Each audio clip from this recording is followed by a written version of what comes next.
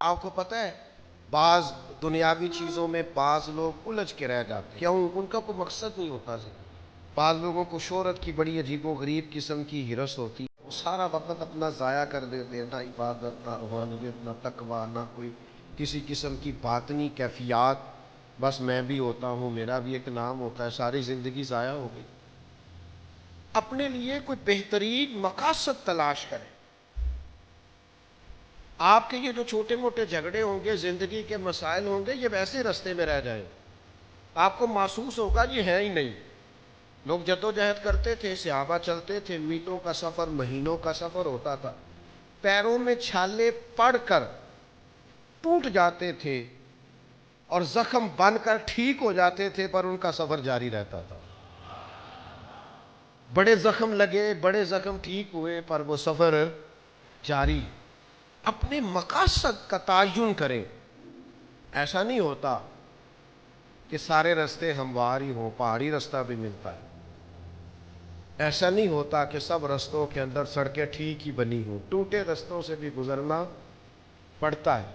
ایسا نہیں ہوتا کہ ہر جگہ طبیعت آپ کی ٹھیک ہی ہو، بیماری اور تکلیف کے وجود کے ساتھ ہی آپ کو آگے بڑھنا ہے۔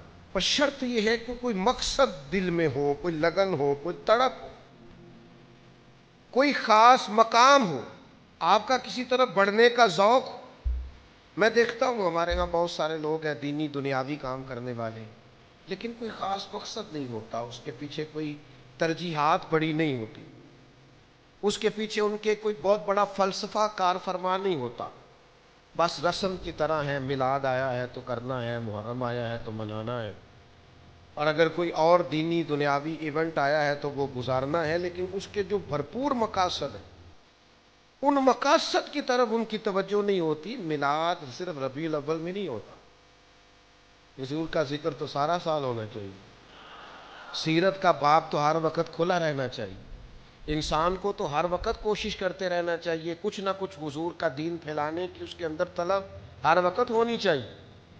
امام حسین کا پیغام صرف 1 سے 10 محرم تک نہیں ہے، یہ آج جو کچھ پوری دنیا میں ہو رہا ہے اور جو جس طرح اسرائیل دندناتا پھر رہا ہے، یہ ساری یزیدی سوچیں ہی تو ہے، اور اس کے مقابلے میں آگے بڑھ کے اگر کوئی لڑ سکتی ہے تو فکر امام حسین ہے۔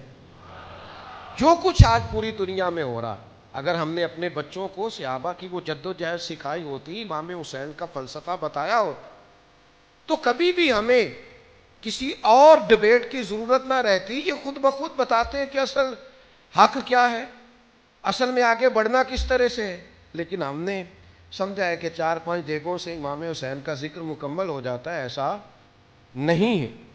تو ایک مقصد حیات، پھر اس مقصد کے تحت ضروری نہیں کامیابی بھی ملے، یہ بھی ضروری نہیں کہ آپ جیت کے ہی سوئے، ہر آدمی کا جیتنا ضروری نہیں ہوتا، لڑنا ضروری ہوتا۔